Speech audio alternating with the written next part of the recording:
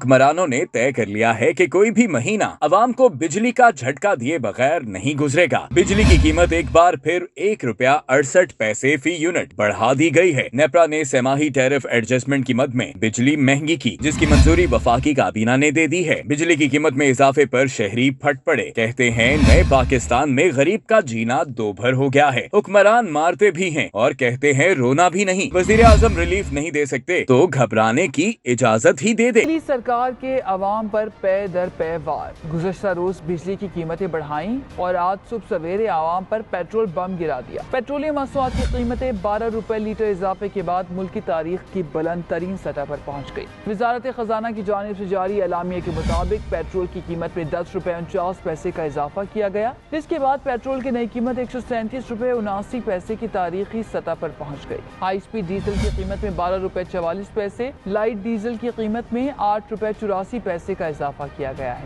इजाफे के बाद हाई स्पीड डीजल की फी लीटर कीमत ₹134.48 हो गई, जबकि 1 लीटर लाइट डीजल ऑयल ₹108.35 का हो गया। मट्टी का तेल ₹10.95 महंगा होने के बाद ₹110.26 फी लीटर हो गया। और सुबह महंगाई के सताए अवाम ने पेट्रोल की कीमतों में हालिया इजाफे पर शदीद रद्द अमल का इजहार किया है।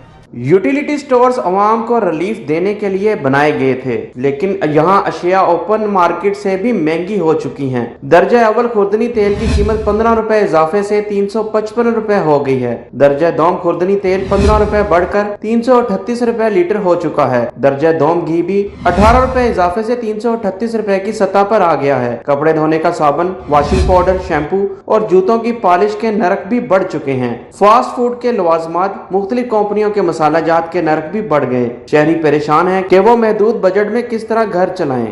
आटा, चीनी, दाल लेने जाओ वो नहीं पूरी होती। ये यूटिलिटी स्टोर पे इन्होंने कीमतें कुछ लगाई हुई हैं और मार्केट से कुछ तलब करते हैं। हमारा मुतालबा है, मैं समझता हूँ कि हुकूमत वक्त को इस तरफ खसूसी तवज्जो देनी चाहिए और लोगों की दुआएं लेनी चाहिए, ना कि बद दुआएं। खुदारा इस महंगाई को कंट्रोल किया जाए। अगर ये महंगाई कंट्रोल ना हुई तो पूरा मुल्क उठ खड़ा होगा।